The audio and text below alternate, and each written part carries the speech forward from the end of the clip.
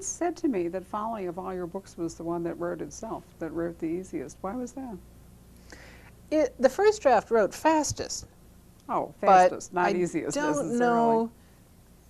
I don't know that the rewrites went any faster than. I mean, I don't remember handing it in finally. Much before. I normally finally let go of a book in about June, having started it in September. And I think I was sort of on that schedule last year with Folly, or 2 years ago with Folly as well.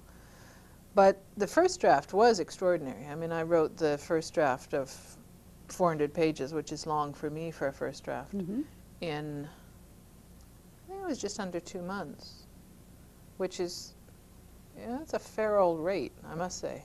It is a fair old rate. Was this because you had done so much advanced thinking about it that it just popped out, or was this because you just had this kind of storytelling? I mean, do you remember? Part of it, I think, was the fact that the storyline and it follows her building of this house, her rebuilding of this derelict property, so that you have an intermingling of her own personal storyline with the progress of the actual building. Right. And didn't you write this after you had either built or remodeled your own house? Well, I've done a lot of that over the years. Right. Yeah. So you had a lot of expertise, Sure. so to speak, in construction. You didn't need to go learn all that stuff up. No, I didn't make any of it up. I've done that, yeah. But I think partly the structure of the thing being so tightly tied to what had to be done. I mean, you got ground clearing, you got foundation work, you got floors and walls and roof, and that's the structure of the house, and the structure of the story followed that. So that the first draft went very quickly. But it's kind of like actually if you're building a house itself, these things go up. You drive past a bare lot and a week later you've got a house there. Well, the house isn't actually ready to move in until they finish the wiring, the plastering, the painting, the floor. All that internal stuff you don't see. So that was my rewrite. Gotcha. All the finished work was my rewrite. That's a really interesting analogy. Oh, I know. Isn't it great? You Yeah. bring out the best in me, Barbara. Well, and vice versa. You're absolutely right. And more or less, that is about writing a book. Is the first you write, the framework, the plot, in your first draft is designed to a great degree just to get the whole story structured, and then and I don't. Some authors claim they don't rewrite, but see, I don't ever buy that. I think a lot of people. They do it as they go. Their some minds of them. work differently because I don't outline at all.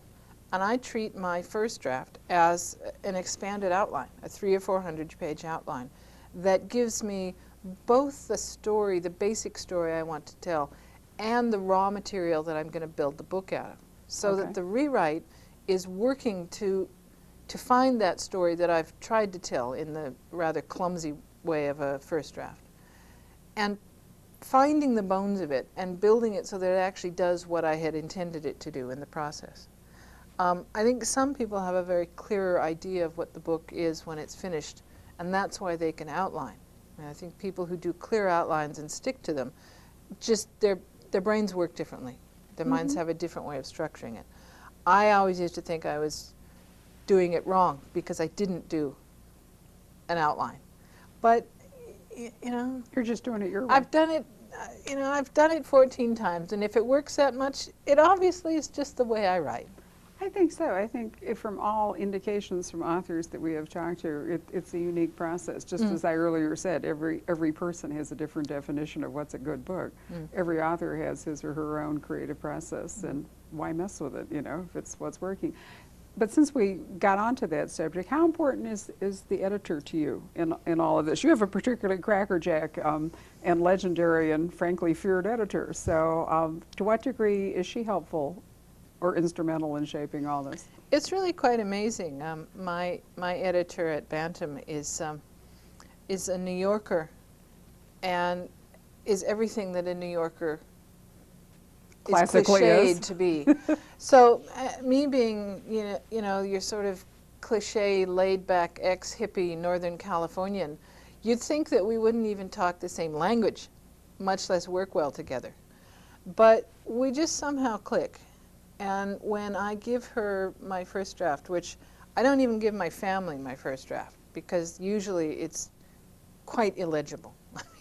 I mean, it's neatly printed on the page, but somebody's name will change halfway through, and there'll be a subplot that sort of ends, and another one that starts up halfway through that you think you've missed something, but it's just that I thought, oh, how about this, and I'll forget to put it. But Kate will look at this, and we'll then have a conversation, and I will know exactly what she's talking about. She'll say, I think this needs to be changed because the pacing slows here. So I will say, oh, do you mean X, Y, Z? And she'll say, it's exactly right. Which, you know, I mean, she can't write it, and I can't analyze it, but together she'll tell me what's wrong, and I'll know how to fix it. But that's wonderful. That's it is, really it is extraordinary. And I'm so sorry for writers who don't have a good editor, which in this day and age in publishing, there's so many writers who, their editors just don't have time to edit. They read them, they clean up the vocabulary and spelling and put them in print, and it shows. It does show. I once wrote to a best-selling author pointing out that the use of lie and lay had been incorrect in, you know, all instances in which it appeared in the book. This was an author who was a former English teacher, and I thought, you know, might care. And the author wrote back and said, you know, that really to write it was probably nearly 150,000 word manuscript. Basically, that the author was writing this enormous manuscript, trying to keep track of everything with no safety net. Yeah. Because the truth was that the better selling the author, the less incentive there is to fix everything because the book's going to sell anyway. And then you That's kind of scary. It is scary. But for someone who's nibbling the edges of the New York Times bestseller list, that's very scary. Well, I worry about it less with you because you are innately a perfectionist. But so in fact was this author. I think the message the author was saying is when you're in that giant a word pile, you just can't notice, you know, those little things. I mean, it wasn't that the author didn't know, because the author, as I say, was a former English teacher and, you know, actually knew the difference. It was one of those just sort of little blanks you can get into that if you're the writer, you can't fix it. You don't see it because your mind supplies what you think is there, you know, what ought to be there. You know, that actually is something that a copy editor should have caught, much less an editor. One would think. But I was reading the advanced reading copy, and I read them so early sometimes that occasionally when something like this comes up, it can be fixed if somebody spots it. Yeah. We, for Poison Pen Press, have been sending out galleys to some early readers. And a galley is that thing, for those of you who don't know, which goes out about 3 or 4 months before publication date. And because we're small, we're not printing huge numbers of books yet, 5 to 10,000 as opposed to, you know, 50 to 100. We don't send them to the printer until a little bit later in the process. And it's been very interesting to have some of these readers who are librarians and teachers, they copy edit. They're sending back, you really meant, you know, and I said to Rob, who knew that sending books out for review was actually going to give us like another staff person, you know, because now we're getting all this helpful stuff. And I realized that not only did the author not see, you know, these things, but neither did I, because I was reading, you know, for the shape of the story, and I wasn't really reading for that. And the person who typesets the book is more or less just trying to make it look right and get it designed on the page. Her job is not to. So there are just, it's virtually impossible to get a perfect book. Yeah, it is. It is. With all going on. Well, anyway, let's go back all the way to the beginning. We've talked about Folly, which is one of your standalone books. We've talked about A Darker Place. But let's go all the way back to the Mary Russell series and your very first book, The Beekeeper's Apprentice, which was, if I remember, I'm always getting this wrong. It was not the first book.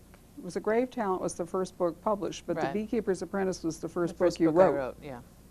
So what inspired you to come up with this design about an aging Sherlock Holmes and a teenage, rebellious, Jewish, half-American girl? You were nuts. You gotta say, it really sounds awful, doesn't it? Improbable is the word I would use. Now, I don't think it's ever been awful, but I have to say it really is improbable.